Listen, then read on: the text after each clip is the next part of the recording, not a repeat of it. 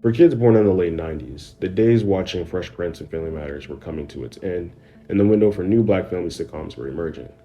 We had shows that followed us into the 2000s from the 90s, like The Hughleys and The Parker starring Countess Vague and Monique, and then we had shows like My Wife and Kids start at the peak of the 2000s. We heard the word reboot a lot. Reboot, reboot, reboot. In recent years, that's all we seem to be getting from Hollywood. In a Hollywood Reporter article, Carly Thomas lists 30 recent TV reboots with at least two seasons in its recent years. Hawaii Five-O, Bel Air, Girl Meets World, Doctor Who, Fuller House are all examples that reboot culture is alive and well. It's undeniable with examples like Proud Family, Louder and Prouder that reboots can be absolutely culturally necessary, especially if the program fits naturally in today's climate. And many times that means that the TV show had to have been before its time when it was first released. One on One is a great embodiment of that. Before Kyla Pratt in 2001, there weren't many black teenage leads. Kyla, Raven, and later Kiki are popular examples of this in later years, but to have your own show then was a very big deal.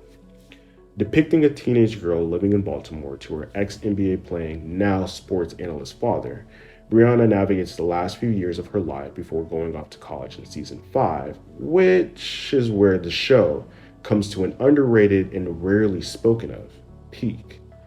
Traveling across country to Los Angeles, Brianna and her high school boyfriend, Arnez, start their freshman year of college in a house on Venice Beach with their 4 new roommates Cash, Lisa, Sarah, and D-Mac, played by Ray J.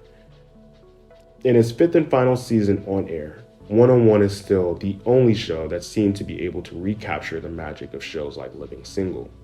A group of friends living in a residence together while also making it even more interesting, adding the dynamic of college to the plot. Beyond that, One on One also managed to have great guest stars, from Brandy playing D-Mac's sister and Arnez's girlfriend, to Kel Mitchell, Chris Brown, Lloyd, and even Solange making appearances as well. The show was golden in its later years. In fact, I would say that it was even at its best in its last season. And with Kyler already rebooting our other childhood classic, why don't we give this one a go around as well?